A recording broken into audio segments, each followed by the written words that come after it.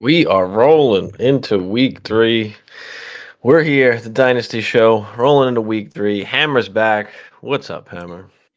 What's happening? Back, and it feels good and bad at the same time because my Packers get a win. However, I don't know when Jordan Love's coming back, but still good to get the win even without him. Obviously, some really interesting things happened in that game, but I'm sure we'll dive into it, make our weekly round. But glad to see the Pack get a win. I don't know who the F, and it's funny because I was having a conversation with Bagala, and we're making some bets, we're doing some things, whatever, and he's like, "Who the fuck does Sam Darnold think he is?" Fucking That's true. who. Oh my god, it makes me sick to my stomach. But yeah, just happy to be back in the swing of things. Yeah, how about them Vikings, huh? Oh, stop it. Oh, yeah. They're still fraudulent. Athlete, what's up, Athlete? Appreciate you, man. Not sure I can make the stream, but wanted to ask CMC Pacheco owner.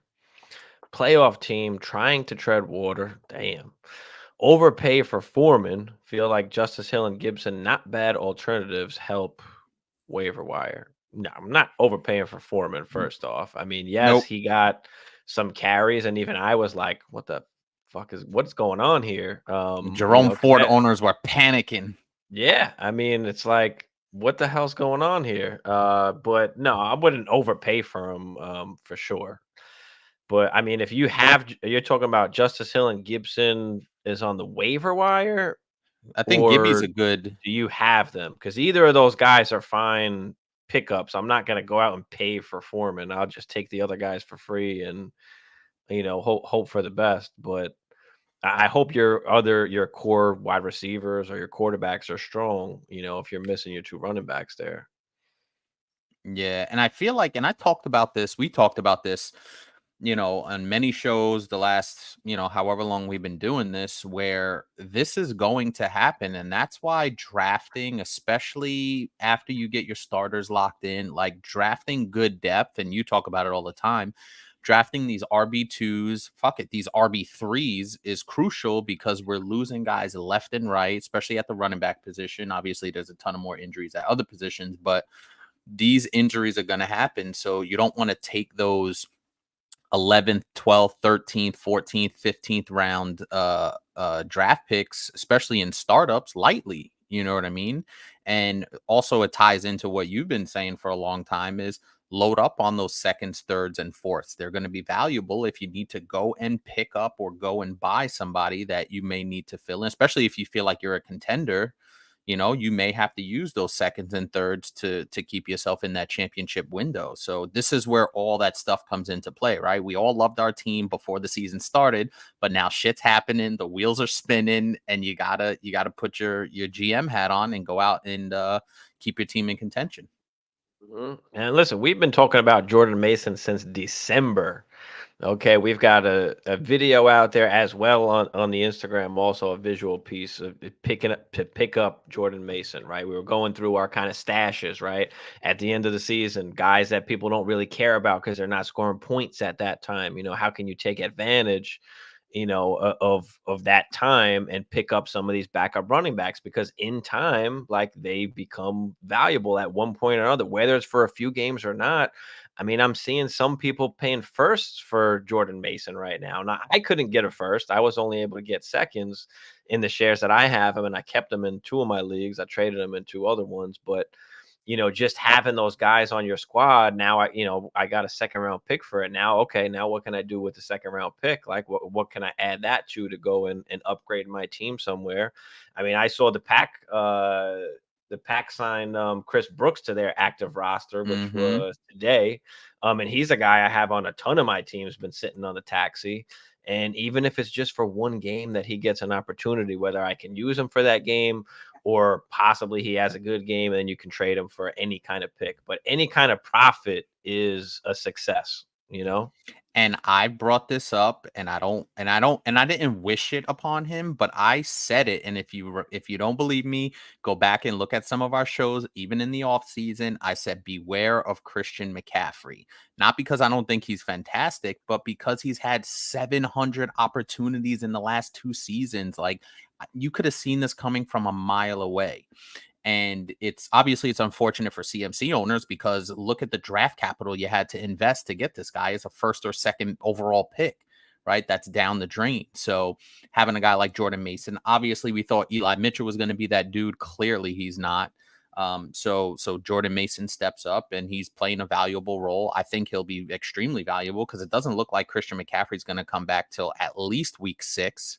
Right. And then even after that, is he going to get 25 opportunities a game like he was getting the last 2 years? Probably not. So the Jordan Mason stock is obviously way up. And yeah, you could probably maximize your value. If somebody's really desperate, you can probably get a first for him if somebody's really, especially in that championship window. And maybe even to the CMC owner, it'll be even more valuable. So you want to take advantage of that situation. Yeah, we're rostering any running back that is out there. I don't care if they're on the practice squad, if your league is that deep and those are the only guys that are left. I mean, you should be holding some of these guys. I mean, people keep trying to tell me you need running backs to win in Dynasty. You know, you need running backs to win at the right time. Right now I've got Jordan Mason in two of my in two leagues that I'm contending in, and my wide receivers are stacked, my quarterbacks are stacked. Like, you go out and buy those running backs when it's time, right? You shouldn't be going out and trading for a CMC. If Mm-hmm. you have him on your team, you're probably just going to die with him on your team. And I'm okay with that. He's one of those players that can change a week, a season. So, but yeah, I mean, be careful with these running backs. Transfer over that value to wide receiver, right? Because these running backs get hurt and they start losing value now, right? If you have the value in a different position like wide receiver or quarterback, you can always disperse that value when you need to and make a trade and split them up, right? You can always do that, but you can't always do that, with a running back, right? That's why we like these thirds, these fourths. We're going out and buying the Jordan Masons for a second. You know what I mean? Like when we're contending. Well, Even now, a guy like Samaje Perine, right, with the Pacheco injury, Samaje Perine becomes incredibly valuable. And we saw him a couple of years ago handle a full workload. We normally thought that he was just a third down passing kind of back. And then he came in, he was able to run a little bit between the tackles. Obviously, he's a fantastic pass catcher, but a guy like Samaje Perine now is going to be incredibly valuable with Pacheco out, CEH nowhere to be found. So Perine becomes another one of those valuable running backs that you picked up. And obviously I think he got cut by the Broncos, and then Kansas City swooped him up super quick. And now, boom, now you have yourself some found gold. exactly. And I don't know what the situation is going to be at running back there with Steele and who knows if CEH comes back. We don't really know, They but just P signed Ryan is Kareem a guy Hunt. that can catch the football, so that's why I like P Ryan out of the bunch I just do because he's too. able to catch the But football. did you see they just re-signed Kareem Hunt? Yeah, I saw that too. So does Hunt get acclimated into that offense right away? Um, So we'll see what happens with that too. Now, Hunt is getting older as well. He's, lost a step, a couple steps probably at this point, obviously, but he knows the offense, so they can feel comfortable with him. Josh, what up, Josh? Albert, what's good, Albert? Astros on top. Tony Pollard or Brian Robinson Jr. at running back. I mean, B Oh, give Rob's me been B Rob. killing it, right? Give me some B Rob. I've been on the Eh, B Rob train since the beginning of the season. Give me some B Rob. Eckler is just a change of pace guy. B Rob is getting a pretty solid workload. I'm taking B Rob here. With And I Jaden Daniels, that combination has been solid. And I do like Pollard, right? I mean, Spears is out as of right now, if I'm not mistaken. And I like Pollard, but yeah, Brian, you got to go with Brian Robinson, I think, right here. Green Bay, Cincinnati. Yeah, I'm just looking at who they're playing because Tony Pollard's putting up number. He's catching the football. I think is the biggest thing. He had 5 catches last game. But But B-Rob's I'm doing a not little bit of everything. right. Armando, what up, Armando? What's goody? Hustling Bruce, what's up, brother? Good evening. Would you trade Derrick Henry and Rashid Rice for Brees Hall and fill in wide receiver redraft 16 team? All right, so this is a redraft. Trade Derrick Henry and Rashid Rice, get Brees Hall and just some kind of fill in wide receiver. It's a I don't know if 16 team. I don't know if I'm doing that, man, just because I think Derrick Henry still has that touchdown upside, and Rashee Rice is fantastic. So, no, Right. I'm not doing that because while, and also too, on the Brees Hall front, we just saw Braylon Allen break out and get some touchdowns. And I'm not saying that Braylon Allen is going to eat into Brees Hall's production significantly, but as a change of pace back, as they may want to keep Brees Hall fresh, obviously they want to make a playoff run. So maybe the emergence of Braylon Allen kind of caps Brees Hall to some degree, right? And I don't see anybody threatening Derrick Henry other than his offensive coordinator, which we will probably get into that. But no, I'm keeping Henry and Rice here. Well, I mean, I don't think Brees Hall is capped necessarily. I wouldn't I say didn't mean that, but cap, but I know what you mean. Maybe Braylon Allen gives him a couple breathers here and there. But regardless, Brees is still a top running back. I still think Derrick Henry finishes as a top 10 guy, and for that reason, like I don't want to go from Rice to some kind of fill in. Like I'd rather hedge my bets right. with Henry and be able to keep Rice. I agree, That man. that would be kind of what I'm looking at there. Appreciate you, Bruce. Armando just had a trade go down in a keeper league. Okay. Monty in a second for Raheed Shaheed. Monty side got a steal. Yeah, I'll take the Monty side on that. I'm good on capitalizing on the Raheed Shaheed, and I don't think he's going to have a bad season. I think he's going to do good this season. But I'm okay with just capitalizing. Give me the running back and the pick. Can I replace that Shaheed production with that second round pick or more than that? If possible, and you get a running back on top of it that you can either move for another pick. That's like getting 2 seconds basically for Raheed Shaheed. So yeah, in that situation, like I'll take it. I think I'm okay with that as well. Now, I will say that Shaheed has just been absolutely fantastic, but it feels like one of those capitalized right now kind of situations because Derek Carr has a track record of just being god awful, in a lot of situations where you expect him to be good. So, how long does Derek Carr keep this up? Now, I know they have a new offensive coordinator in Kubiak down there in New Orleans, so maybe this is a sign of things to come for Derek Carr and Shaheed. But I'm okay with getting the extra asset. And listen, David Montgomery's not a slouch, man. He's getting the work down there with Gibbs, so I'm okay with getting 2 assets for one.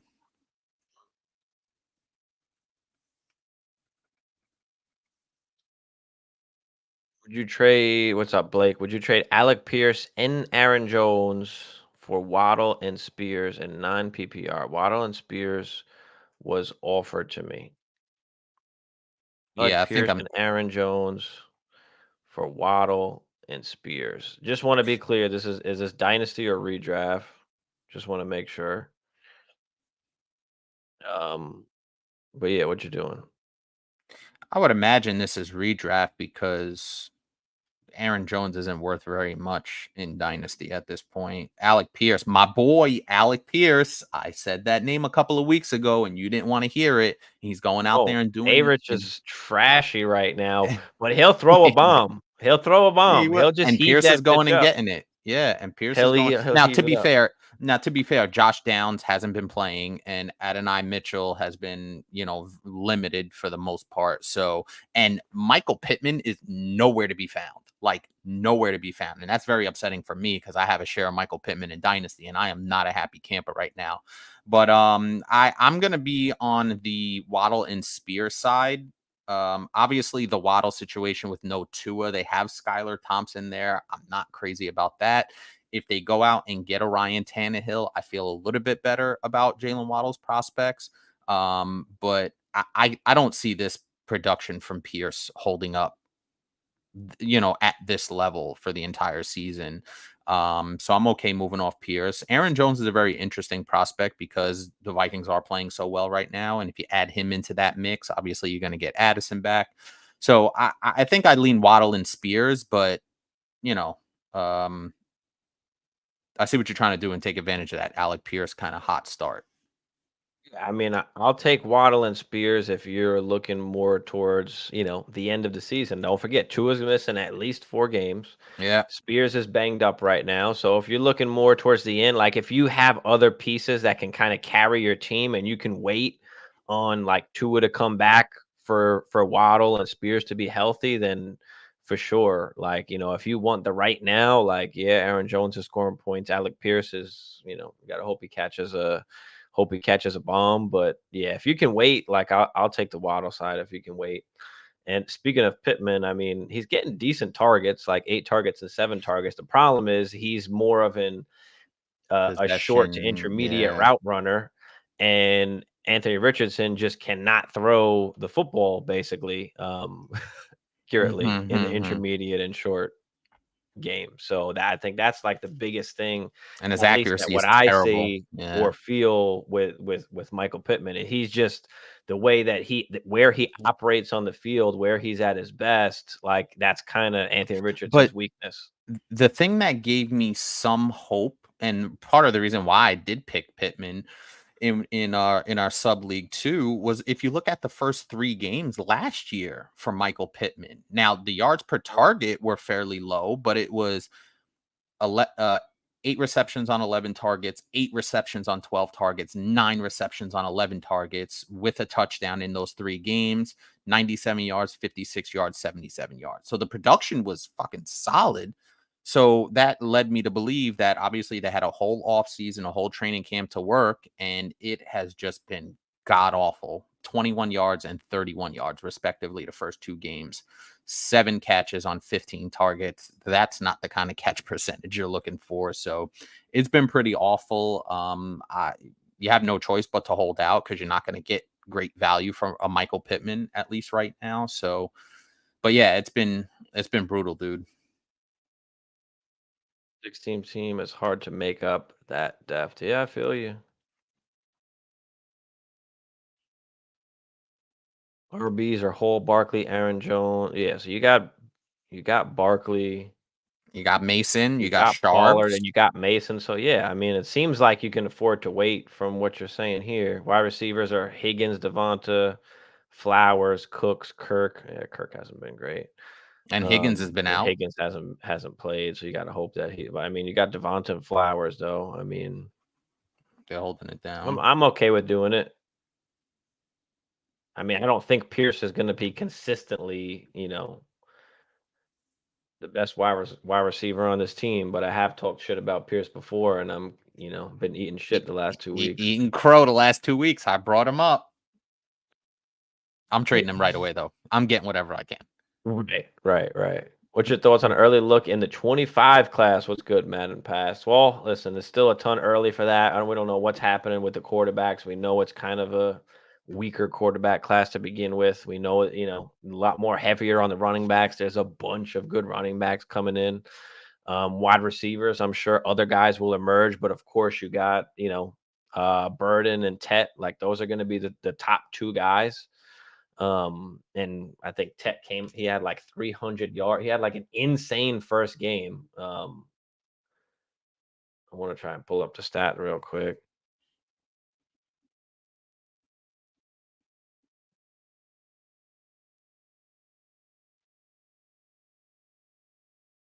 Where's it at? 10 catches for 304 yards and 4 touchdowns that first week. That's wild. Didn't do so hot the next week, only 2 for 11, but then followed that up with 11 for 138.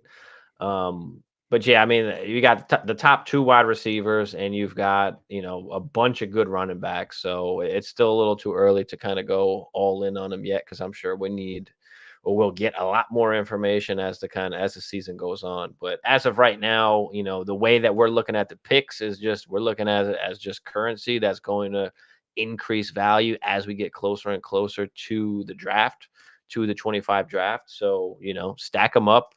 We know the same thing happens every year. We say it's like a bad class or it's okay, and then like once we get down to it, there's like all these guys that people love, and everybody wants all the draft picks. So And then obviously the landing spots, right? The landing spots are going to make a difference about how people feel about certain players, right? You didn't like Rashee Rice coming out, and now he's a mainstay and he's in your lineup every single week. So yep. Will, what up, Will? DJ Moore, or Jalen Waddle, PPR. Is that what you're asking? I mean, as of right now, we're gonna go with. it's I, got I to be mean, I would DJ go with Moore. DJ Moore Yeah, without, I agree. without You know, Tua. and especially also too, and Keenan Allen's already banged up. Odunze's banged up as well. Give me some DJ Moore Right. here. Right. Derek in the house. What up, Derek? Derek, Derek my said he's man. driving right now, but he's listening. Appreciate you, bro. We definitely appreciate that. Got Kev up in here too. Muguli. What up, Muguli? Do you think Laporta for Stroud is a good trade? I'm hurting in the QB area. Love Tua and Cousins are my QBs. I'm dropping Tua and picking up Geno. My RBs and wide receivers stack. I have Ferguson for backup. So you want to get rid of Laporta because you got Ferguson as a backup, and you want to go out and get CJ Stroud. What are we doing, Hammer? So obviously, wasn't Ferguson's dealing with an injury too? Like he's coming back off an injury, so he's not a sure thing. Now they expect him to be back week 3, but I don't know if this is a tight end premium. I don't think it matters in this question because I'm trading Sam Laporta and I'm getting CJ Stroud because of your quarterback situation. So go ahead and do that. I I don't yeah, I mean, I would imagine this is redraft if you're dropping Tua. Right. Yeah, yeah, for sure. Yeah, Yeah, I'm guys, making we're the trade. answering all questions, redraft or dynasty. Doesn't just have to be dynasty, but just make sure, Let just us know. specify Yeah. in the question so we can answer that properly for you. Yeah, I'm doing this trade. Oh yeah. CJ Stroud looks really good. He's got the full boat of weapons. Sam Laporta has been terrible. Not to say I don't think he'll be good, but CJ Stroud is clearly more valuable in this situation, especially what your quarterback room looks like. You definitely feel safe, but what if you wanted to just roll with Geno, hold on to Laporta, maybe give up Ferguson instead? Keep that Laporta production that we haven't seen yet so far throughout the first 2 weeks. Um, Depending on how you feel about Geno or the rest of your league, really, like you could just roll Yeah, with that. I mean, Love is coming back. Like, can you roll with Geno for a few weeks? Like Tua too. Tua's coming back also. So, like, you know what I mean? Is yeah, it but really worth it to Two give is one hit away. I mean, obviously you'd roll with Love and Kirk Cousins for the time right? being. Now, I you know what? It makes some sense what you're saying, but maybe I can trade maybe I could trade Jordan Love, right? For something else, or see if I can move off of one of those hurt guys right now if Stroud is the route you want to go. But I see what you're saying because these guys aren't going to be out for the entire season. I'd have more faith in Love coming back, playing well and banking on that than Tua, putting my money in the Tua basket because one hit again and Tua could be out for the rest of the season. I'm gonna guess this is one QB. I know there's a lot of quarterbacks you're kind of talking about in here, but I'm guessing that it's one Might QB. even So be a super flex. if it's super flex, then yeah, I'm doing it because then you kind of only have, you don't have much, and then you could look to trade some of the quarterbacks in the next coming weeks when somebody else gets injured or something. But yeah, like if it's one QB, I know it's going to be hard to get rid of Love or Tua. Oh, okay, it is super flex. Okay, perfect. All right, so Love and Which Tua are makes both out sense. because so yeah, in that case, then I'm okay moving Laporta for Stroud. Absolutely, absolutely. I mean, I'm still picking up Geno, but Yeah, I mean, I'm not mad at that. I'd rather just get that bankable asset in Stroud right now because I want to keep my team afloat. I'm not putting any faith into. I'm going to pretend like he's not even on my team, honestly. And I know he said that he's going to drop Tua, but I'm not putting any faith there. And you run Stroud and Cousins out there until Love comes back, and then figure out what you want to do from there. And because it's a super flex, now you'll have tradable assets going forward. Somebody's going to need a quarterback, so you'll have 3 healthy quarterbacks. And if you get Geno, you got 4 that you can make a deal and kind of piece together the rest of your team. Jay, what up, Jay? Jay, what's up, bro? Dynasty Superflex, would you give Addison and Steele for Tank Dell? I don't think so. I still think Addison has a higher ceiling in terms because they have obviously Stephon Diggs isn't a long-term thing. Dell's clearly playing with the better quarterback, but not by much. Like the way we've seen Sammy D slinging it all over the place, like it's a closer than you think. But I still think I'm keeping the 2 assets here. I don't think that's worth Dell at this point. I think I'm taking Dell, dude. Okay. I mean, Steele for me, that's just replaceable production. Is he a little more, valuable at the moment? Like without Pacheco, yeah, maybe. But I mean, like I'm not expecting huge things from him, or like future kind of production. And Addison him and Dell are kind of like on the same boat, but I think for I the agree. most part, the community loves Tank Dell a lot more, or will love Tank Dell a lot more once Diggs is gone, and then it's just kind of Nico and Dell, right? So we are I talking agree. about dynasty, and then don't forget also like T.J. Hawkinson is going to come back at one point as well.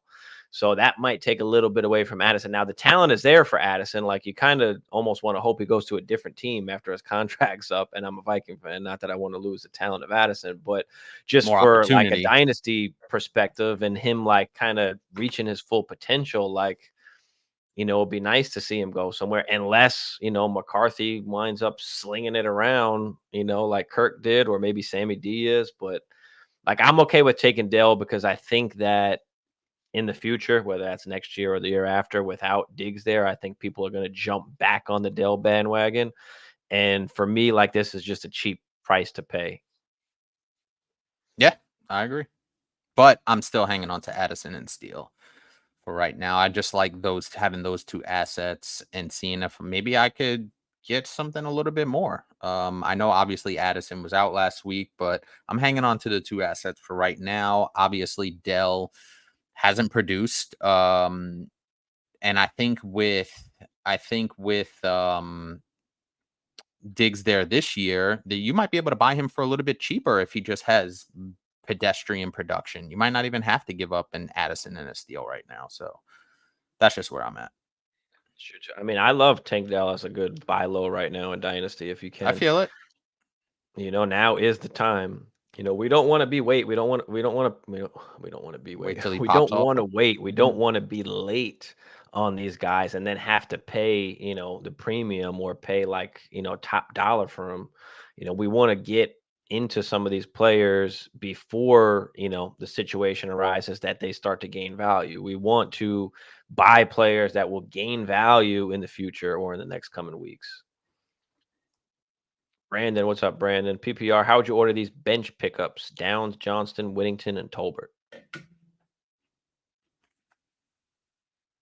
I think I mean, QJ's got to be. I think QJ's got to be at the top just because it looks like he's developing a nice rapport with Herbie. Now Herbie got hurt in that game, but there hasn't been any major news with Justin Herbert. Let me check on that really quick. But I think Herbert is at the top of that list for me.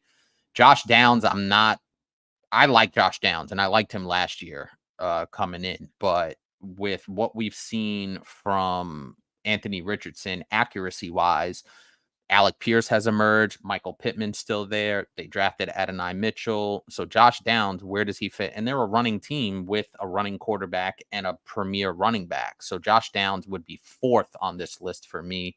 Johnston 1st. And then Tolbert and Whittington, I think you could interchange them 2 or 3, depending on how you feel.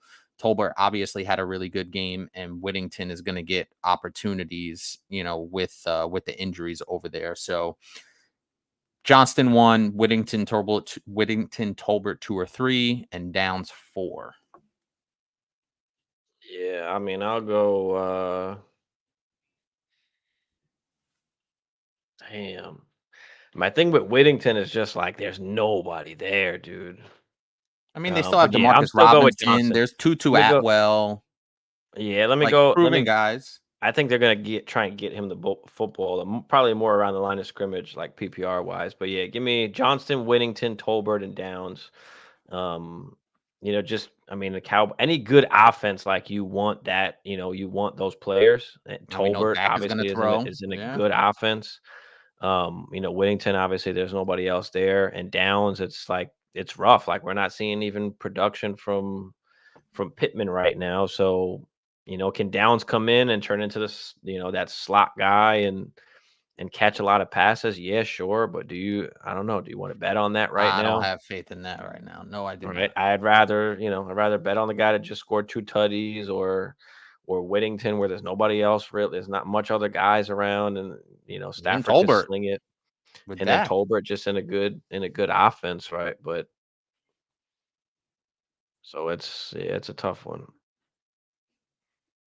If you're talking about the long run, like Downs, I Still like like, me some QJ. longer than Whittington, obviously. Maybe more than Johnston too over time, but that's going to take a little bit.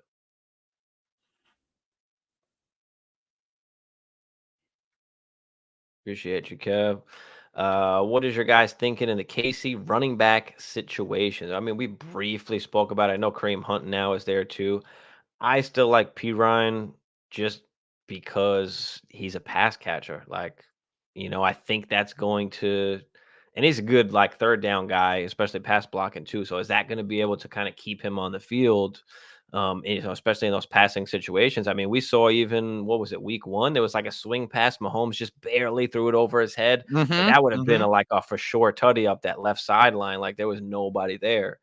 Um, like for me, I like Piran. I think he's the safest. I think they'll mix up some of the other guys. You'll see some of Hunt. You'll see some of Steele. But I'll just go. I'm gonna guess. I'm gonna go with Piran. But what are you feeling, Hammer?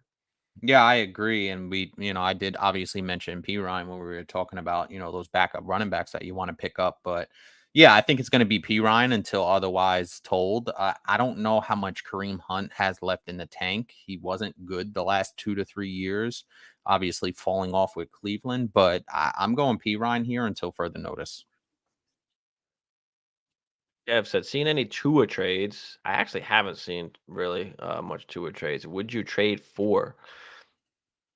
I don't know if I necessarily trade for. I mean, if you're a rebuilder and you can get them for decently cheap, if there's a contending team that really needs a quarterback and you can kind of capitalize and grab a Tua and take that chance, like it is risky, but I mean, listen, fighters get knocked out all the time. I know, obviously, it's been a few years with Tua, but like I think he's going to be okay. Obviously, we don't know that for sure. You're still taking somewhat of a risk, right? But I'm gonna just still believe in Tua. I don't think he's gonna end his career. But yeah, I mean, the only reason I would be trading for is if I'm a rebuilder and I'm trying to capitalize on this situation, really. Otherwise, I'm not trading for him. Yeah, I agree. And partially the reason why I'm not trading for him is because I don't know. Number one, I don't know when he's coming back. And if you remember a couple of years ago, like he had a concussion, then got another one, and then he was out for the rest of the season. So, and I think the microscope, obviously, with the NFL and the concussions and all that stuff, the microscope is on Tua and really on the NFL, right? To keep this guy alive. Let's call it what it is. So, I think I'm staying clear of Tua. I've never had any stock of Tua in any leagues I've ever played in. I didn't think he was that great to begin with. Obviously, he has two really good receivers, but I'm staying away from Tua because it could be one more hit and that's all she wrote. Answer the rest of these questions, and then we are going to talk about the dynasty market just a little bit and how much things have changed, especially on Keep Trade Cut, which is just crazy. When we're talking about dynasty rankings, like things shouldn't change every single week, especially drastically. And that's kind of what you see happening on Keep Trade Cut with some of these. So we're going to talk about some of that and maybe how some instances where you might be able to take advantage of kind of what everybody else is feeling out there. Frank, what up, Frank? You think who you think is last bench spot RB lottery ticket? Allen Wright, Hill, Chandler, or Wilson? I mean, it ain't Wilson No, and it ain't Hill. If you're no. talking about like a league winning, you're talking about like Aaron Jones going down and Chandler coming in and killing. You're talking about Brees Hall going down and Allen coming in killing. You're talking about HN or Mostert going down, and you're talking about Wright coming in killing. Which Now, Mostert has already went down, and right. HN, we know his injury history, so I think you're spot on there. It's going to take an injury, obviously, but that's part of what you circle back to, and it's something that you can't get away from. You want to roster as many of these guys as possible. Right. So, I mean, yeah, I would eliminate Hill and Wilson just because I think that even with injuries, they're still going to have a limited workload. But these other guys could like take over the workhorse role. So I mean, it's impossible to know which one. Um, if I Just was a has to be betting one of those man, if situations. I was a betting man, it'd be Wright or Chandler probably because there's extensive like injury histories with the guys that are in front of them. Um, and maybe it is Chandler just because like we kind of need Mostert and Achan to go down, but not even necessarily because I mean Mostert's had a shit ton of tutties. I mean, is Wright going to be the guy down at the goal line? Is it going to be Achan? I think that's still kind of question markish. So I might eliminate Wright from this at the moment and say it's either Allen or Chandler. I kind of just pick between one of those two. I'll let you decide that, but we'll get down to those two. What are you thinking, Hammer? Yeah, I mean, it's going to take an injury. And are you banking on a 29-year-old running back getting injured or 20, whatever, how old Brees Hall is, 24, 25? And now Right. this is Brees Hall's second season back off the ACL injury, which usually that's when running backs are back to full strength. So from that logic, you probably want to go Chandler. But yeah, I think what I saw from Allen last week, he looks explosive and he looks like he can be utilized in a role even with Brees Hall on the field. So take that for what you Can will. we can we take both of them? I mean, who else is on your bench? Can you drop like a roster clogger wide receiver or something like that? A replaceable wide receiver, maybe?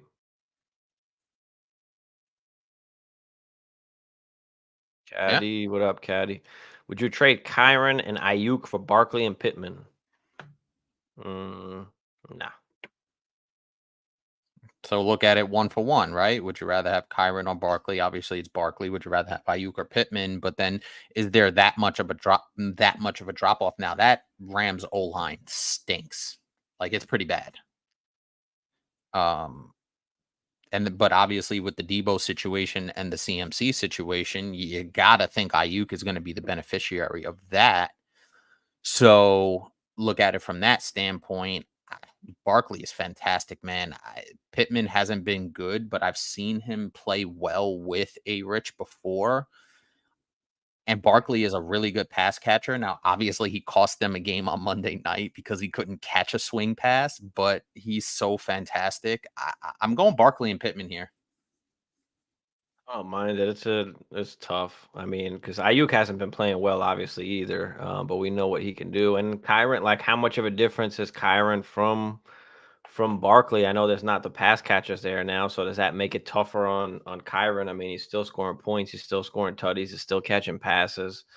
Um, I mean, it's a lateral move, so it really just matters who you That's like fair. more. Like that's That's all it fair. is. It's just who do you have more conviction on? Is it Kyron and Ayuk or Barkley and Pittman? Clearly, You Barkley know, has Barkley is the best player in this deal, and he has the for sure. highest upside out of any of these four guys, and that's part of the reason why I would do it. Right, right. And with Pittman not really producing and Ayuk not really producing either, that's kind of like a washout. You can kind of look at it. So, yeah, I feel you on that. Maybe Barkley is a better way. And I'm gonna say, is this one of those 8-man ones? For Those 8-man Caddy. ones we love. Yeah, just go with Saquon. Just go with the best player. Fuck it. Yep. Goku said 10-man PPR redraft. Grade the trade. And traded Nico and Goddard for Chase and Schultz. Why'd you trade Nico? I have Rice and Marv already. RBs are Bijan and Gibbs. Andrew at tight end. Daniels at QB. I'm 0-2. I mean, my only problem with this trade is that, like, you didn't make the team better. You just kind of swapped out wide receiver and tight end, and you gave away the wide receiver that's actually scoring points right now.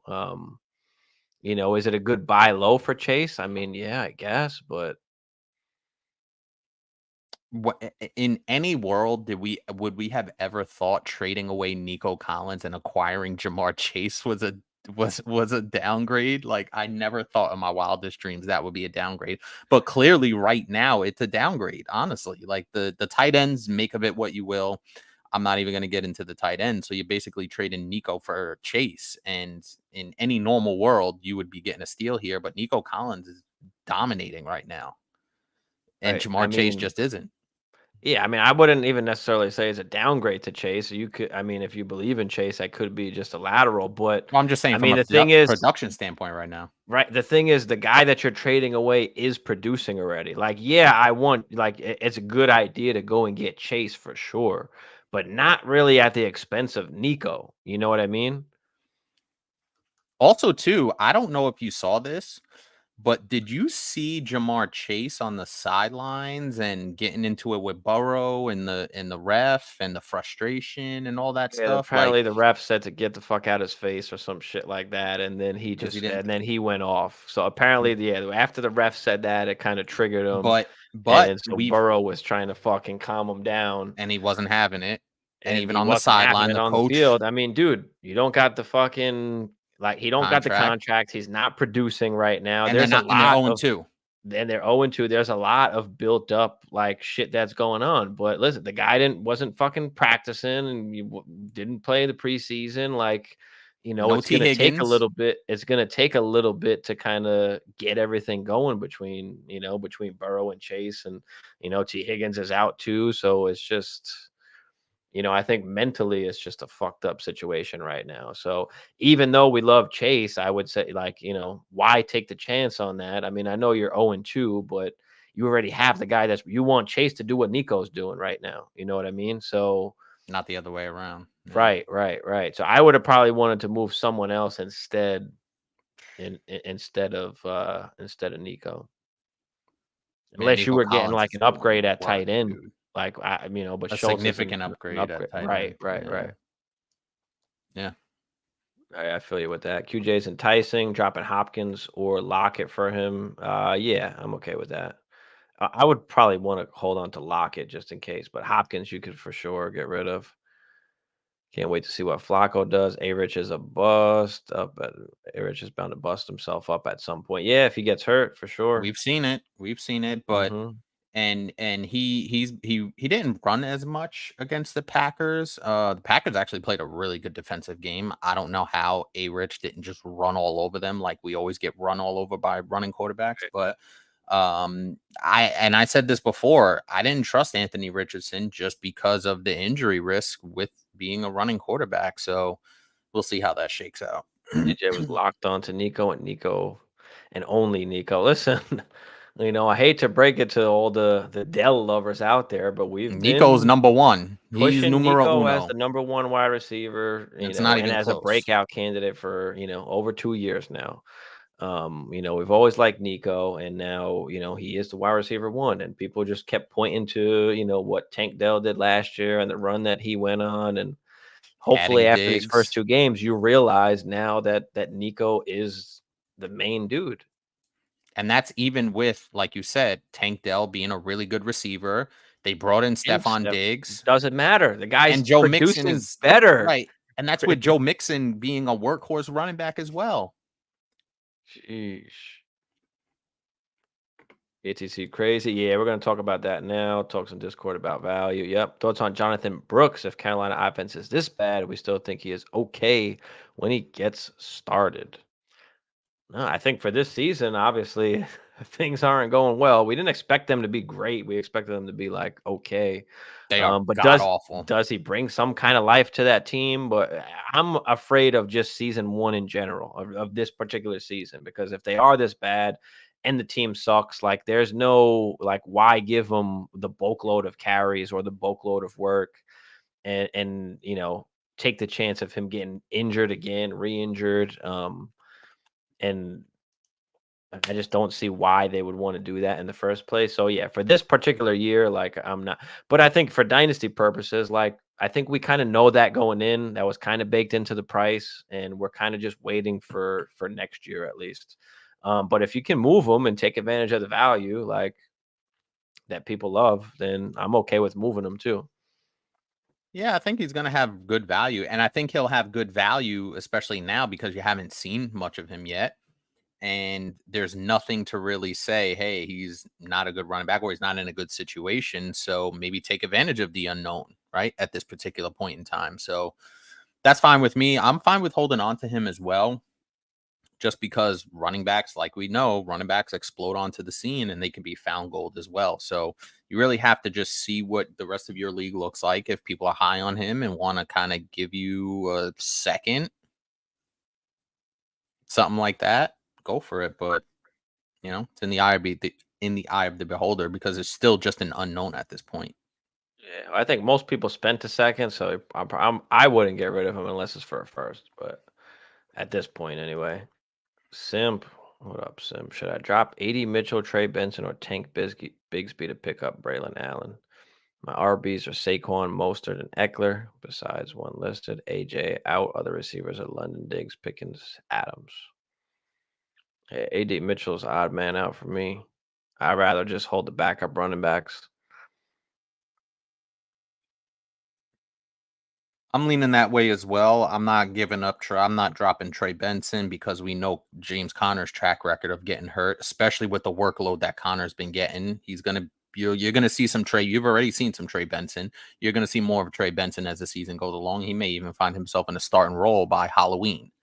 Tank Bigsby, I'm hanging on to as well. So I think I'm with you. AD Mitchell. See ya. Yeah, I mean, it's just replaceable production. I mean, you've got wide receivers that you can play already. London, Diggs, Pickens, Adams. Like, you're never sitting one of those Mm-hmm. guys for AD Mitchell. So, should I drop Sutton? I mean, I wouldn't drop him, but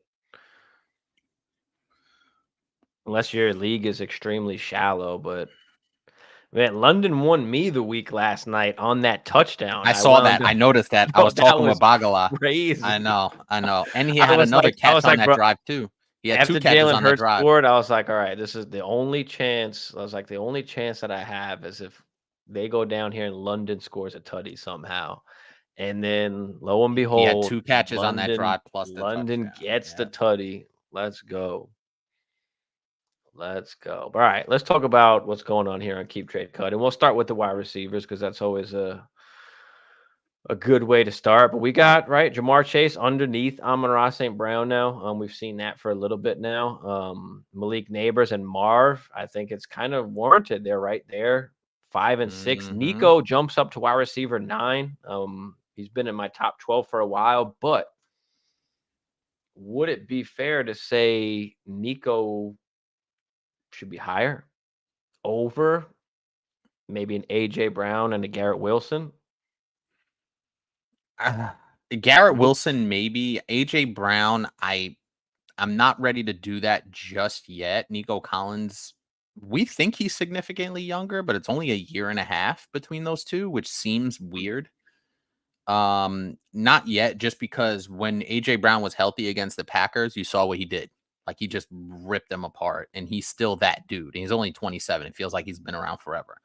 you know, And he's clearly the number one target on that team. So is Nico Collins, but I don't think there's as many threats to AJ Brown's production as there is to Nico Collins on a week to week basis. Overall, I think Nico Collins is going to clearly the number one.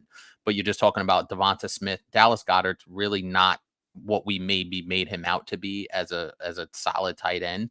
Now you do have Barkley there who absorbs some of that production, but I'm still going AJ Brown. But Nico Collins is hot on his heels, as evidenced by this ranking. I mean, AJ went for what, 1450 last year, 7 tutties, consistently, in the top 10. But like, is Nico's production going forward going to be much different from AJ Brown playing with CJ Stroud, who they do pass the ball obviously more? Um, but I don't know, man. I think it's an actual conversation like that. Nico, I don't disagree. I just think we need to see it more from Nico. AJ Brown's been doing it for 6 straight years now. So, and like, even switching quarterback, switching offenses, going from Tennessee to Philly, obviously has been an upgrade for him. But obviously, AJ Brown was really good before. So I think we just need to see it a little bit more consistently with Nico Collins. You do it 2, 3 straight years, that's when you really start to see people come around. But, it's mhm. been a year. Obviously last year was his breakout, and he's well on his way to eclipsing all of his statistics from last year, but only through 2 games, right? So What about Garrett Wilson? We could put him over. Can we put him over Garrett Wilson right now? I think I might. And the reason why is because I think we all thought that Aaron Rodgers was just going to come in and start throwing for 300 yards every game. Mhm. Do you listen to this hot shit? Did you know that Aaron Bleepin Rodgers, formerly my boy, not anymore, Jordan loves my boy, Aaron Rodgers hasn't thrown for 300 yards in like 3 years? Oh, he's had 2 games in a row under 200 yards, right? He has, yes, both games under 200 yards. He didn't throw for a single, obviously, he didn't play last year, but his last year in Green Bay, he didn't have a single game over 300 yards passing. Yeah, I don't know. I think we're expecting a lot from Garrett Wilson, and maybe they do get it together. Maybe they just need a little bit to kind of get everything going. At least, I mean, he's Or getting maybe targets, Aaron's but just old and washed up.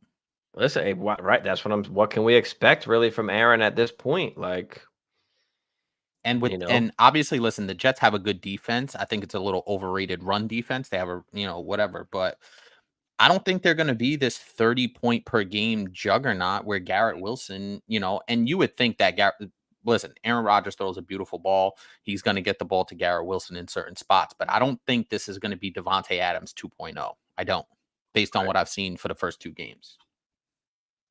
I agree. All right, let's look at some of these other rankings. Let's see who's in here. I mean, Brian Thomas Jr., wide receiver 14, Rashid Rice, wide receiver 12, London 18, Olave 17, Xavier Worthy all the way up to wide receiver 19. That feels a little high for me. I'd rather have Zay That Flowers. that does feel high. Can we that's a guy that maybe we can take advantage of kind of where he's at. I'd There's a rather have lot of Jaden guys. Reed. There's a I'd few rather have guys in Tank that Dell. area I'm okay with having. And what exactly is Xavier Worthy, right? What is the peak for Xavier Worthy? What can he really become? Can he really become like a wide receiver 1 in fantasy? Like, do we really see that? Is he going to be used in that particular way? Or is he going to have to be, manufactured touches and, we're hoping he catches a bomb or a reverse or something like that. You know what I mean? He's So not getting the enough targets. And can that improve? Yes, of course. But is he that kind of player that can be, a wide receiver 1 like some of these other guys up here have already shown, even to guys be? underneath him. Right. So I got a couple of things on Xavier Worthy. Number one, I think he can develop as more than what he is. And we're forgetting he's a rookie. He's 21 years old. Like I think, obviously when you're a receiver and you go to the Chiefs, you're playing with Patrick Mahomes and your head coach is Andy Reid, who's just an offensive genius. Like, you expect them to just take off from day one right out the box. Now, to be fair, he did have a pretty big, splashy game opening night against the Ravens. And I think that elevated everybody's expectations that he was going to do that on a week in and week out basis. And obviously that's just unrealistic, to be able to do that every single game. But I do have faith in this Chiefs organization. They have the right guys at the helm to be able to turn Xavier Worthy into a really good receiver. They turned your boy Rashid Rice into a really good receiver. They turned Tyreek Hill into a Hall of Fame receiver, essentially. Right. Well, So Yeah. I'm not saying he's Tyreek Hill, but do you remember when Tyreek Hill, before Tyreek Hill was Tyreek Hill, he was a punt returner and a go route guy. And he learned how to play under Andy Reid with Patrick Mahomes, learn the route tree and develop. So I don't think Xavier Worthy should be over Zay Flowers. I don't think he should be over a Tank Dell. I don't think he should be over a DJ Moore. I'd rather have Jaden Reed at this particular moment, but I could see some upside with Xavier Worthy just because the Packers have a ton of guys.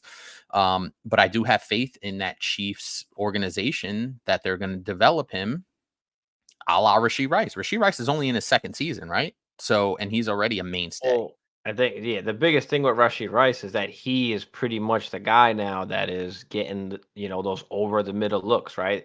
Rashee Rice not great against man coverage, right? Worthy not that great against man coverage either, but against the zones, like that's where Rice is just excelling, being able to just find those spots and Mahomes being able to drop them in.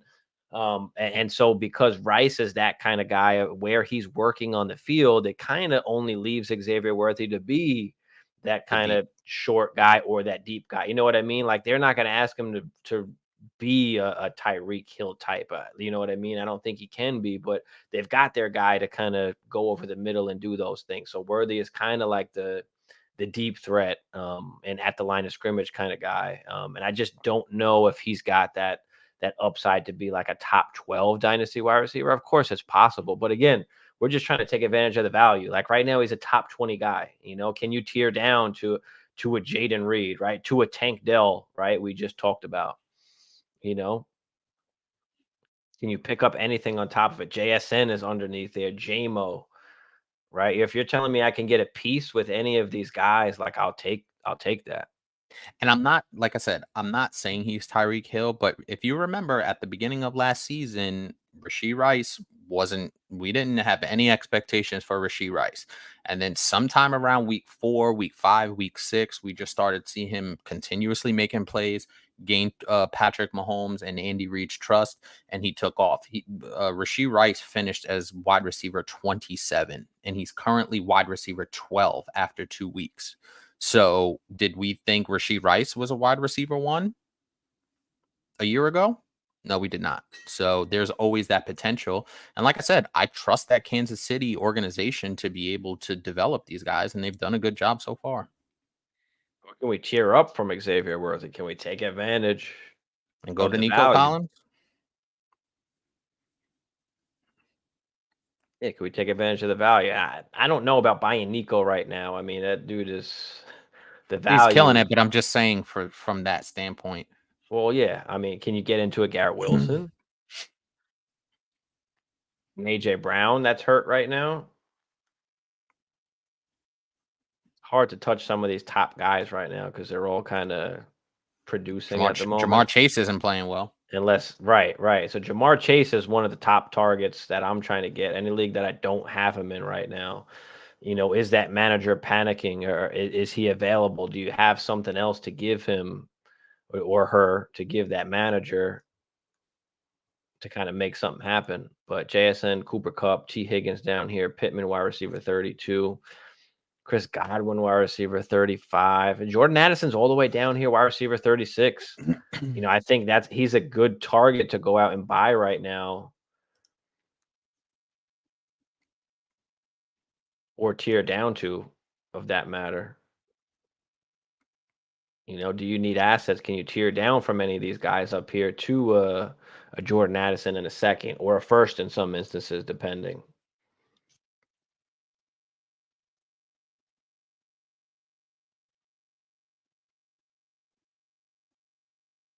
Sarwar, what up? Should I trade Rashard White and Diggs for Chase?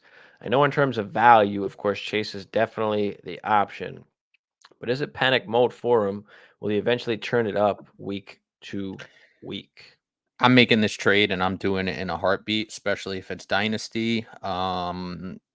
If we've known anything, there's no injury with Joe Burrow. They're just out of sync. The Bengals always start off slow under Joe Burrow. And then they go out and have a week where Jamar Chase catches 10 balls for 150 yards and a touchdown. And Joe Burrow looks like the Joe Burrow that we've known for the past couple of years. So, yes, absolutely. I'm making this trade. And Chase is he's going to turn it up. I don't think it's time to panic. I'm a little concerned. I have a Jamar Chase share in redraft, and I am a little concerned, but um, those guys are too good. Both of those guys, they played together for too long for them not to be able to figure it out. And I think the return of T. Higgins is going to be a benefit as well, because it's going to take some of the pressure off of Jamar Chase. It looks like they found a decent tight end in Mike Gesicki running around out there, who's been making some plays. So the return of a T. Higgins should be able to help out Jamar Chase. I think they'll figure it out. Yeah, I'm with you. I'm taking Chase side on that. Thoughts on who I could get for Amari? 16-team IDP keeper, PPR, Kyler Gibbs, Chase, Devonta, Kincaid, Mason, Aubrey, Mayfield, May, Amari, Charbs, Ford, McMillan, and Sutton. 16-team IDP. You're trying to trade away Amari. I mean, it's not about like who you could get it. You need to find a team. Like, I could throw a bunch of names out there, but it means nothing if they're on a team that doesn't need a wide receiver. I mean, if you're looking to give up Amari, number one, he's had 2 bad weeks in a row. So like nobody's out there like actively trying to, oh yeah, I'll take Mm-hmm. Amari Cooper from you. You know what I mean? So unless they're desperate enough, who has injuries right now? Is there, who has Chase or Chase, who has Cheeto, who has Waddle, maybe, maybe they need some points. Who has some injuries maybe at wide receiver, or who is just not strong at wide receiver that might want to take him. It's just not a great time to try and move him. But you got to find a team that is weak at wide receiver, and that's how you have to attack it and go after a player that they have. Yeah, absolutely. That simple. And especially in a deep league, you got to look out for those teams. And there's going to be a takeover for an Amari Cooper. Now, 30-year-old receiver, that offense is just dreadful with Deshaun Watson and company. And it looks like Jerry Judy's emerged as the more bankable wide receiver on that particular team so far, anyway, through 2 games. So Amari Cooper is going to be tough to move, but it's more of a need-based thing than actual value for another person. Who wins Debo? Who wins Debo and Gus for Cooper, Warren, and Ingram? Debo's currently hurt. Mm-hmm. So is Cooper Kupp. Or is that Amari Cooper? I'm gonna guess that's Amari Cooper. Jalen Warren, I believe he's currently or was hurt. I'm good with taking the package side. I mean, I think Amari Cooper will be better. Like he's getting targets. They're obviously just not connecting, but No, Debo is Warren's always not going to hurt. be that risky guy that's going to score you points, but he's also could get hurt any week. You know it. Yeah, I don't mind the package either. Amari Cooper, I can take it or leave it, but Jalen Warren's still valuable, obviously as the Mhm. handcuff to Najee. And he's very explosive, so there can be some upside there. I had no idea what the hell is going on in Jacksonville. I had no clue. Not a Evan single Ingram one. I can't apparently tell you, hurt. but but Evan Ingram, obviously, we know he's been really good the last 2 years, but it says he's week to week. He didn't play in week 2, suffered a hamstring injury in pregame warmups. So I mean, even with the Debo injury, like I like the Debo side as far as the production. Like I guess I'm only doing this if like I'm 0-2 maybe, and I can't really afford to take losses. Like so, I you want need to the shake Amari shit Cooper up. production right now. And I need the Warren production right now. Ingram obviously is injured, so it doesn't. Obviously you can't play him, but do you need a tight end as well? And maybe you can get him in this kind of deal. That would probably be the only way that I would do it. Just hope the Browns turn it around. Yeah, we'll see what happens, Jamie. I don't have any faith that the Browns are turning it around. Yeah, we shall see. Um, all right, going back here, you got Devontae, Keon, Diggs, Shaheed, Adonai Mitchell. I mean, Ridley, Cooper, Terry, I mean, Terry McLaurin just has not done what we thought he might do. Khalil You got Christian Shakir Kirk. isn't. Khalil Shakir is a name I kind of want to hone in on a little bit. I've been a big Khalil Shakir guy going into this year, and he's been really solid. And I think he has potential for breakout games. Now, obviously, you have Keon Coleman, Curtis Samuel hanging around, still stealing targets from people that he has no business stealing targets from, you know, and then James Cook. Obviously, James Cook's been really good, and Josh Allen. So I really like me some Khalil Shakir. Obviously, he's young enough, and he's really the only kind of veteran guy that's been in that system with Josh Allen, and he's proven to be a really reliable target over 2 games. Yeah, listen, there's some guys down here that like if you're a contending team and you just need some, you need points, like these guys don't cost much at all. And you could Mari get some Cooper, upside. Shakir.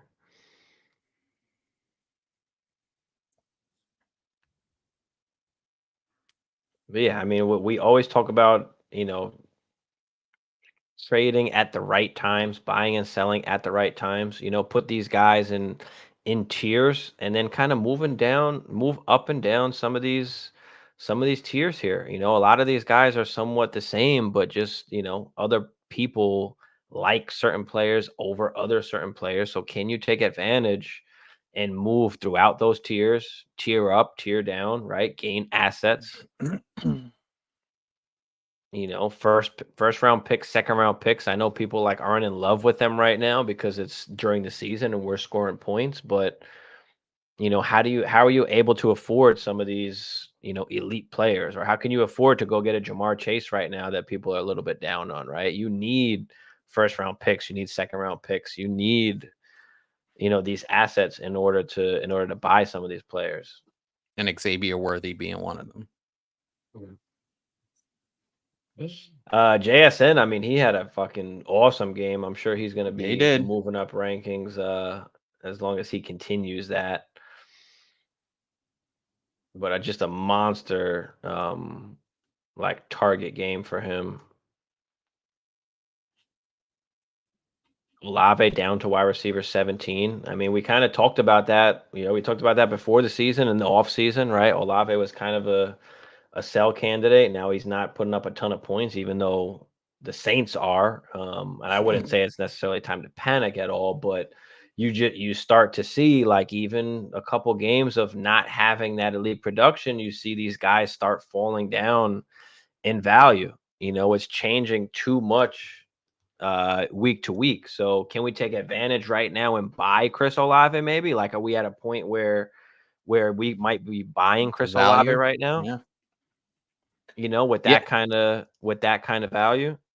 Yeah, and I think I still and listen, Chris Olave is still incredibly young. Just turned 24. Like I still think Oh, there's some upside. And I will say though, based on what I've seen from Derek Carr and that Gary Kubiak offense, like they're gonna get the ball up and around, and it feels more of an equal opportunity employment. I know Shaheed has been the beneficiary, the main beneficiary over the first 2 games. But if you look at Olave, he had a much better game. He had 4 catches on 6 targets for 81. And the one catch he had, he got stopped right at the goal line. So that could have been a touchdown. And then you feel a lot differently if he's, 4 for 6 for 82 yards and a touchdown. So I'm I still good with Olave, but I don't know if he has that true wide receiver 1 upside that we're hoping for. I think he's just firmly in that wide receiver 2 range.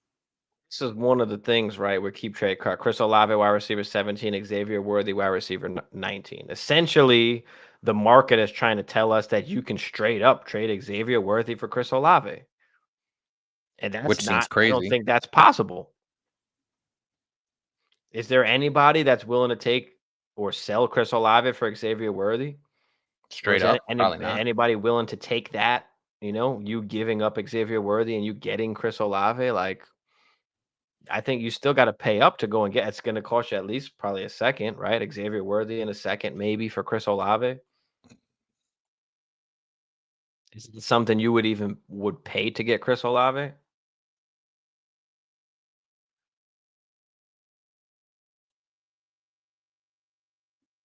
No, I'm not doing that.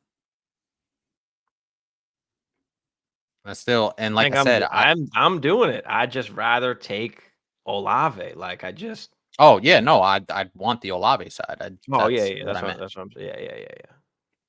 I mean, if you had to tear down, like I would be okay. I guess, Xavier Worthy in a second is kind of that's what it is. But I don't want like if I'm tearing down from Olave, at least for me personally, I just don't want to go to Worthy in that sense. Like I'd rather pay up to get the Olave because I think Olave can move up these rankings. You know what I mean? I think he can move up in the community and how they feel about him, if he does have a great season this year. Dig it. What's up, Nino? In redraft leagues, would you be against packaging DJ Moore and Godwin for a top wide receiver like Nico or Jamar? Not at all. Go get the hammer. Wide receivers are Rice, Moore, Godwin's, Pick, and Shaheed. RBs are super solid. I mean, your wide receivers are producing if you got Rice and Shaheed at this point, and if you could take advantage of some of that, and if you could package DJ Moore and Godwin and go get Nico, I'm fine with that. Right. Yeah, I'm good with that too. Whoa. Right. Um, I guess that's it for wide receivers. We'll look at tight ends real quick because Isaiah Likely somehow jumped over Mark Andrews and TJ Hawkinson after 1 week, which I thought was pretty ridiculous. I would agree. And Mark Andrews is still there catching Yeah. passes. Yeah. But yeah, I mean, listen, Likely's going to be part of the offense, but he's not just straight like overtaking Mark Andrews, and to put him ahead of TJ Hawkinson, who's hurt. Like I don't get it. That's why the redraft aspect is just killing me sometimes. He's over. With He's with over the Mark dynasty stuff. Andrews, his And own like, listen, teammate. if people are gonna keep doing this, like us savvy dynasty managers, we're gonna keep taking advantage, right? We're gonna take advantage of things like this. Like Isaiah Likely was a huge sell candidate directly after week 1. People were getting first round picks for Isaiah Likely at that time, which is just crazy. Brock Yeah, Bowers moves all the way up to tight end too. He's been awesome. he looked good. He looked really good.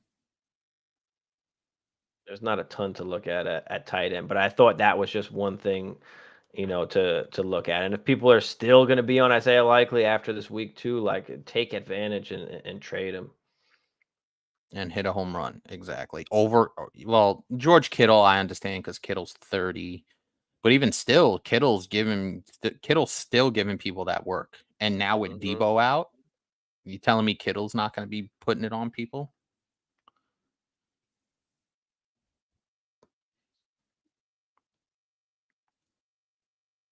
Gibbs for Rashi and JSN. Ooh. What does the rest of your running back situation look like if you're giving up Gibby for 2 receivers? Yeah, and what's the format on that one? Yeah, what's the format on that? Chan goes up to RB4. Saquon, JT, James Cook, RB8 after that. Brooks, RB13. That's interesting. Yeah, I mean, he's been kind of steady. He was even almost higher than that at some points, it looks like. But yeah, I mean, he's a 3 down guy that's going to catch passes as well. And the team has already kind of said they're going to use him as a workhorse kind of guy. So I think people are excited about that. A new young running back coming in. Mara, Mixon, here in the teens, Bryant Robinson. Rashad White drops all the way to RB18. I know he's getting a little bit of work, like taken away. He was also injured. I think he injured his groin as well. Yeah, Bucky Irvin getting that work, baby. Come on, So Bucky keep Irvin that, season. yeah. So keep that in mind. JK moves all the way up to RB20 after 2 games. You kidding me? Now he Mhm. does look awesome. He's still not But 100. He's still not 100%. I could see it when he's running. Like it's just he doesn't have the speed anymore. Like that's not there for the long runs, but I mean he's been awesome, but I mean one little injury and then he's going to just drop.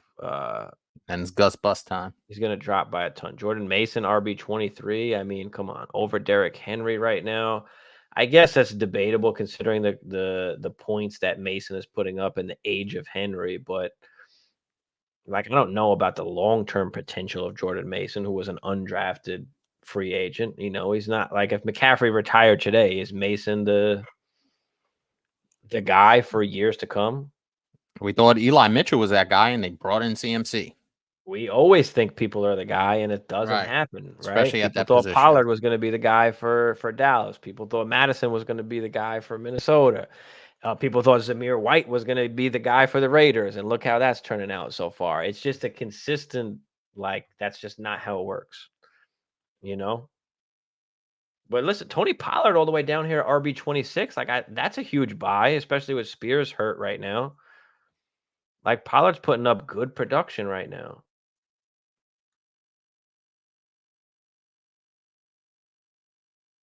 Who else we buying down here?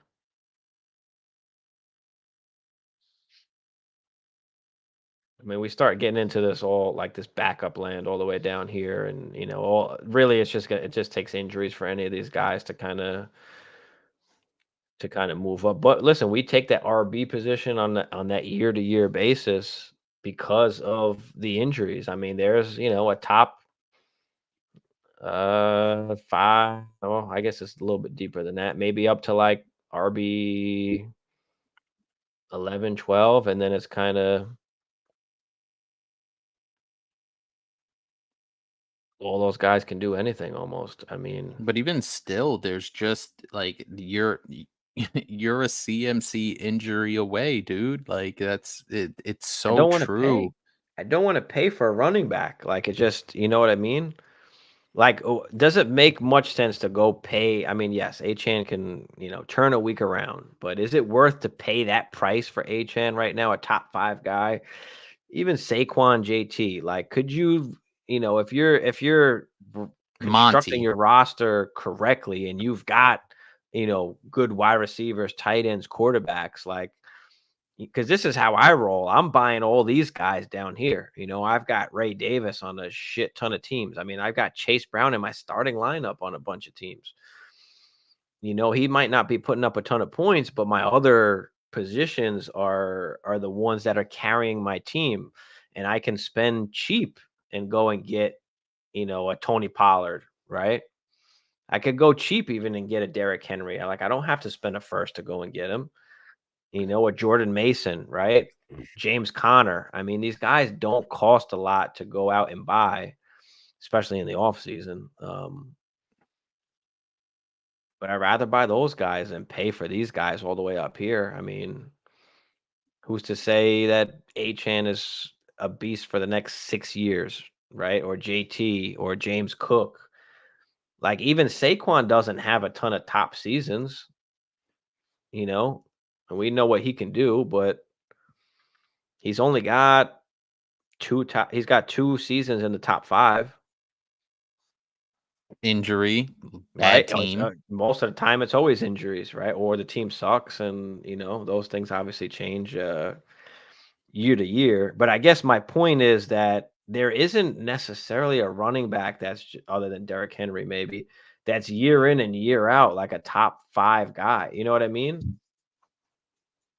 Now, do you think Bijan and Brees will be that guy? CMC, Those would obviously. those would be the exceptions. Those would be the exceptions. That's what I'm saying. Like after those top guys of like Bijan, Brees, and Gibbs, maybe you could throw Achan, I guess, in that conversation if he's going to continue to do what he does, and they're going to But continue outside to of even that, throw him it's the football like they are. Um, I think other than those guys, like we can't expect multiple years of this top 5 production. I don't think from anybody else. And that's why I hate running backs, and that's why I just buy the cheap ones.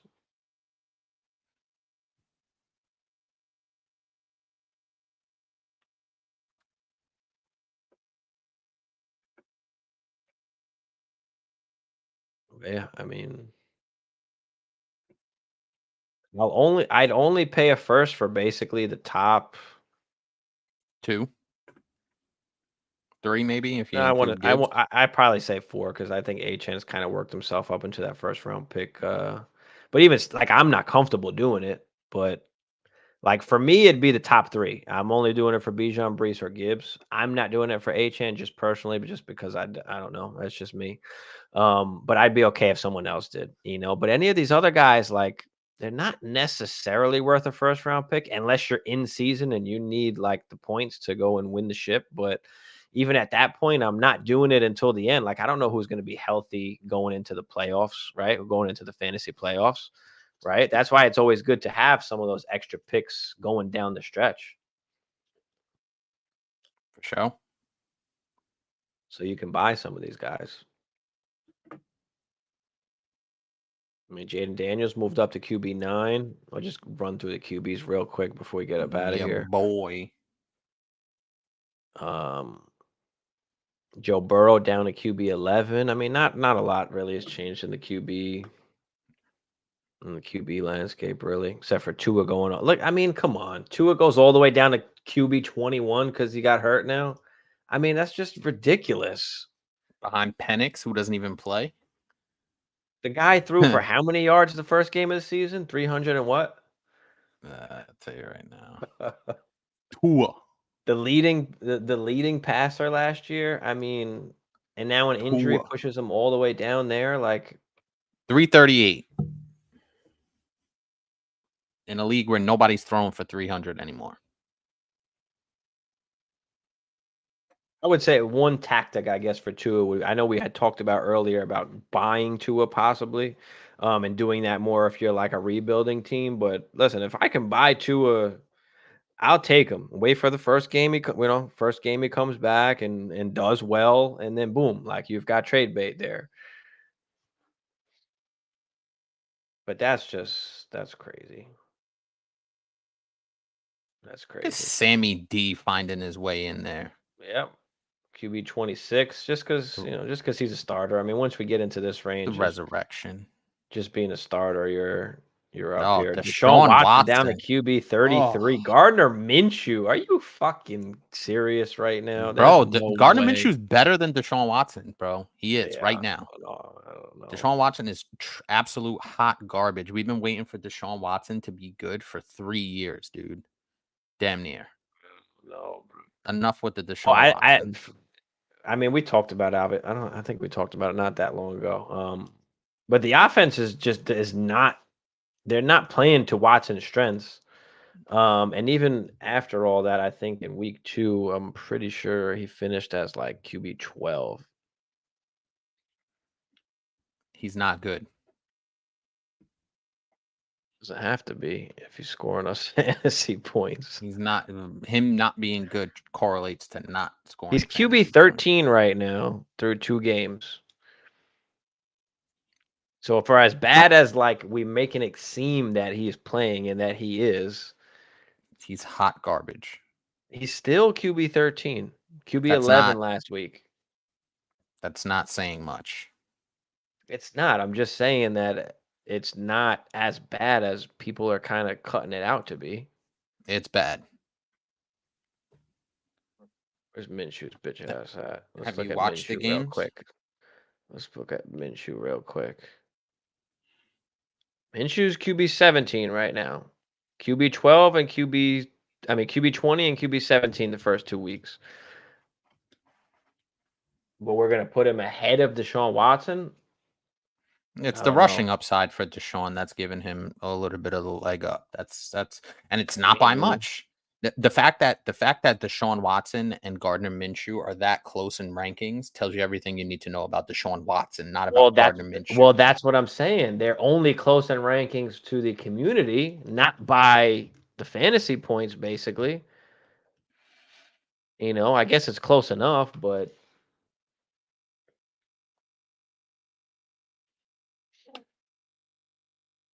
where were we at? Dynasty. What up, Ryan? Superflex. In a nutshell, would you send Olave for Laporta? No. Already have Kittle, Ferguson, and Likely, but also loaded at wide receiver. Thoughts? Is it a tight end premium? If it's not a tight end premium, then no. Well, who are your other wide receivers before we even go into that? What's the format exactly other than Superflex? I mean, how many starters, how many teams?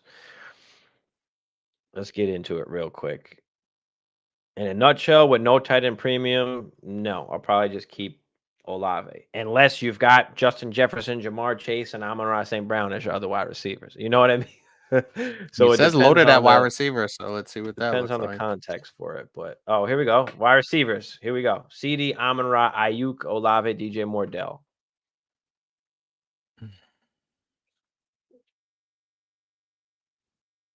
Changes it a little bit. Yeah, I mean, with those receivers, I guess barely tight end premium, 1.25, so it doesn't matter particularly much.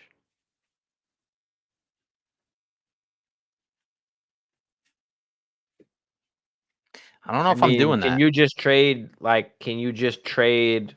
Olave and DJ Moore instead for like Justin Jefferson or Jamar Chase?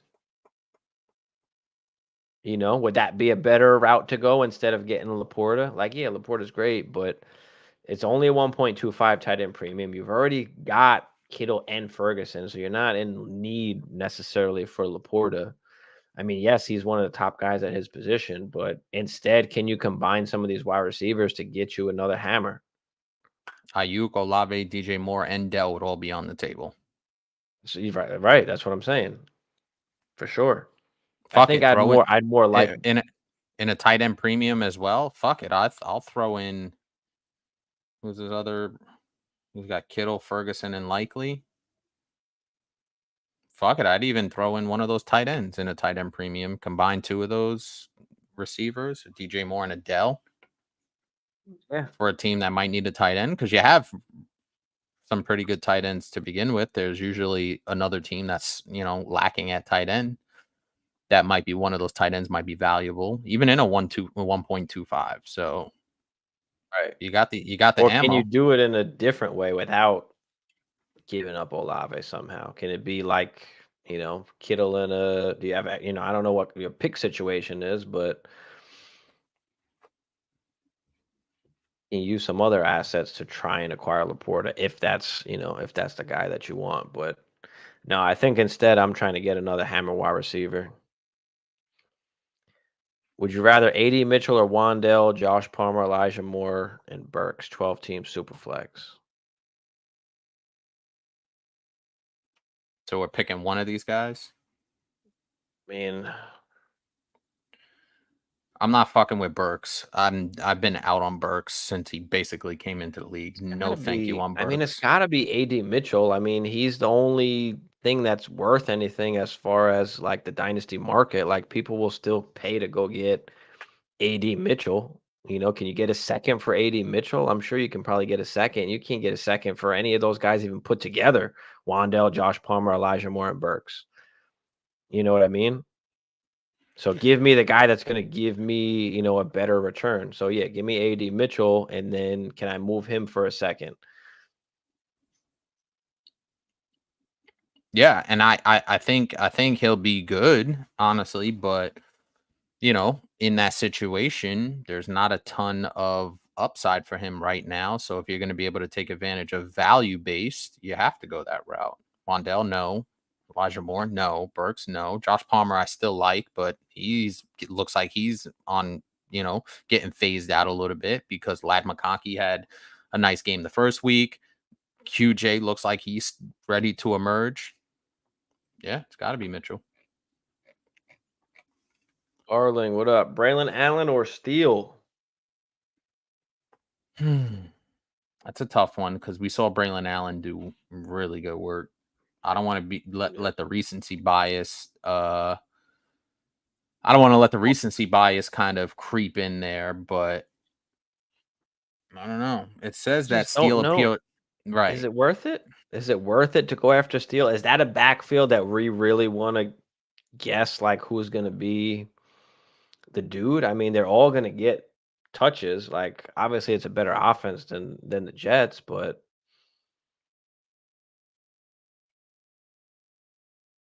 think I'm still going Braylon Allen here. Might too. I mean, is there anybody else you can drop? There's got to be maybe something else, somebody else you can drop, some kind of backup quarterback you got on your bench, some kind of backup tight end, maybe some kind of roster clogger wide receiver that you don't need to have on your bench. Joe, what up, Joe? Appreciate you. J2, nice. Stevenson or Pollard this weekend? Ooh, That's a good one. Who they playing? I got the matchups for you right here, buddy. Oh, Stevenson's against the Jets. If that's right. Yep, Thursday night. And then you got Tony Pollard taking on my Green Bay Packers. I think I'm going to go Tony Pollard here. Now, the Jets, for all of the Jets' good defense thing, they've been giving up some gains on the ground. So they're not exactly stout against the run right now. So that is a legitimate argument to be made. I think I'm still going to go Tony Pollard just because the Packers get gashed on the ground as well. And Tony Pollard is a decent receiving back. He's been getting the touches, man. The problem with Stevenson is he's getting almost 30 touches a fucking game so far. And he scored a touchdown in both. I mean, he's out there catching passes as well. So 61% and 67% snap percentage for Tony Pollard. I would imagine Ramondre Stevenson's higher than that. But Gibby kind of did his thing last week. Don't forget Spears. Spears is banged up. Is he totally out, Spears? Oh, his ankle. He's expected to be fine. I mean, but he's still playing second fiddle to Pollard, so it doesn't even really. Ramondre 78, 72 snap percentage as well. I mean, I think I'm going to go Ramondre just because he can catch the ball like Tony Pollard too, but Ramondre's just been getting a ton of work. I'm going to go Tony Pollard. I don't think you could go wrong either way. I don't think you're going to lose a matchup based upon it. I think they'll be relatively close. Oh, you get all four.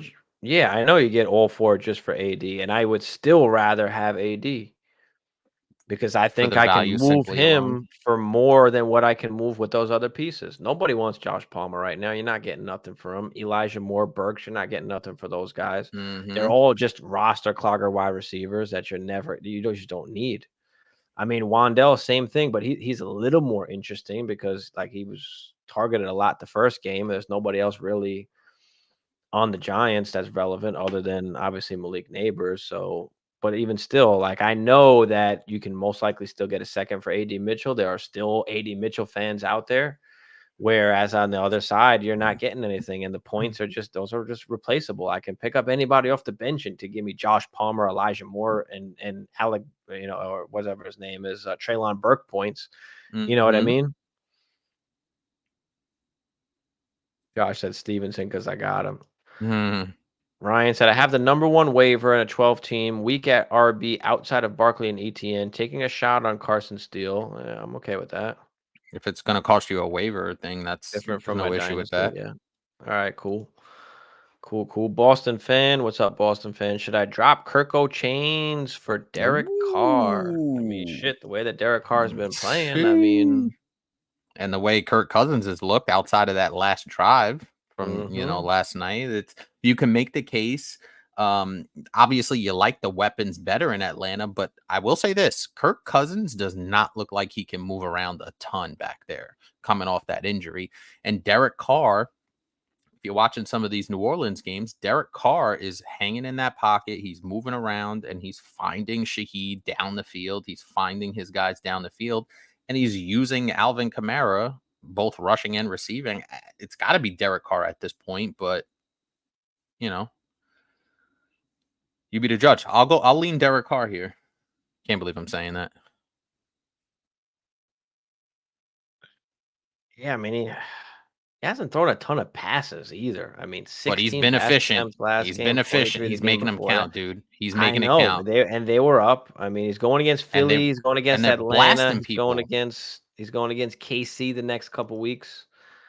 You got KC, New Orleans, and Tampa. I mean, for Kirk, Can you even look at the matchup right now, or are you looking at the way they're playing? right. I mean, as of right now, like Derek Carr's got the hot hand, so I guess yeah, I'll roll with Carr. I'll roll with Carr for now. It might take Kirk a little bit. Don't forget, he's just coming back from injury too. It might take a little bit for him to kind of get heated up. So I want to say like maybe carry both of them and play the matchup almost as we get down the stretch. Like right now, I just play Derek Carr just because he's looked so good so far. And then maybe down the stretch you can start playing Kirk once he kind of gets going. You know what's crazy? So with the Jordan Love injury, I had to play Derek Carr, and I was not happy about it when I had to play Derek Carr, and it's been a godsend that I had Derek Carr. Right. Scott, what up, Scott?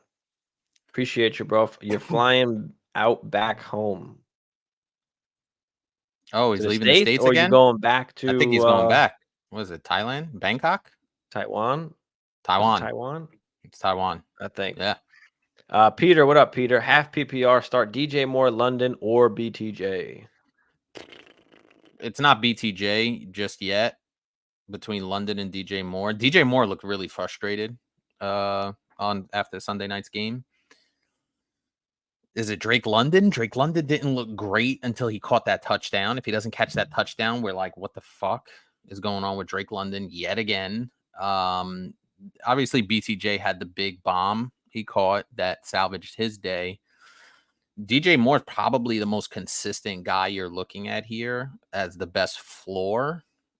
London upside, BTJ upside. If I had to pick, Caleb Williams has looked god awful. Give me Drake London.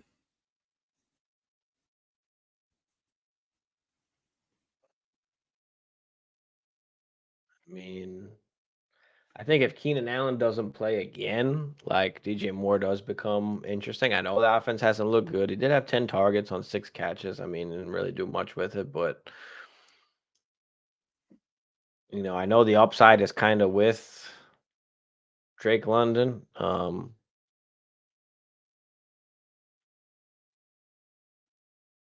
7 targets last game, going against KC.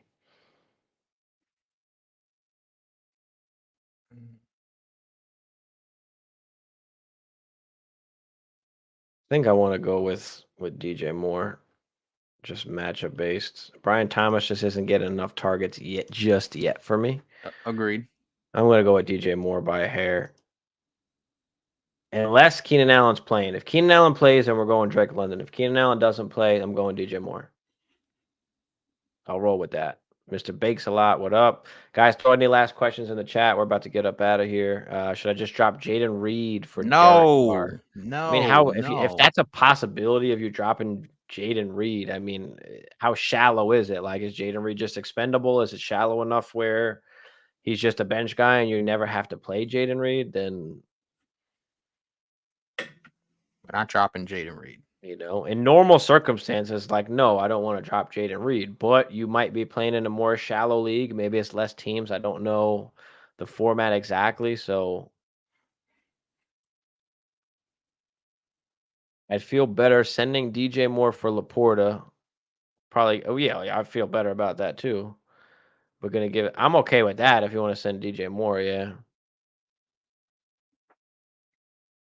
Love is almost back. Yeah, we'll see. We shall see. No problem, Peter. Appreciate you. Appreciate everybody in the chat. Make sure you guys smash that like for us. Hit the subscribe if you're new. Join the Discord if you haven't. Let me put the Discord in the chat for anybody who's not in the Discord. It's a 10-man. Yeah. So if it's a 10-man, like Reed isn't really as valuable. But I don't know if it's a 10-man, how are you choosing between Derek Carr and Kirk if it's a 10-man?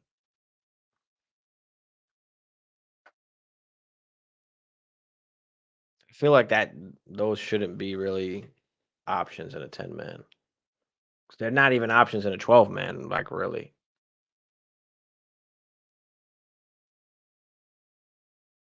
Appreciate you, Josh. But yeah, Discord is in the chat, so hop up in the Discord if you're not already. We've got we got a good amount of people in there. I don't even know how to see how many people's in there. I want to say there's like 70. Oh, it's been popping off tonight. Has it? What I miss? Oh no, just in general. It's been a good chat. It's been a good show. Absolutely. Yeah, appreciate everybody. We're about to get up out of here. We'll see y'all Saturday. Go Pack Go, Malik Willis. Take us home. Oh God, no. Listen. The division leading Oh my Minnesota God. Vikings. Oh Let's my go, God. baby. Skol. We out. Get me out of here. Get me up out of here.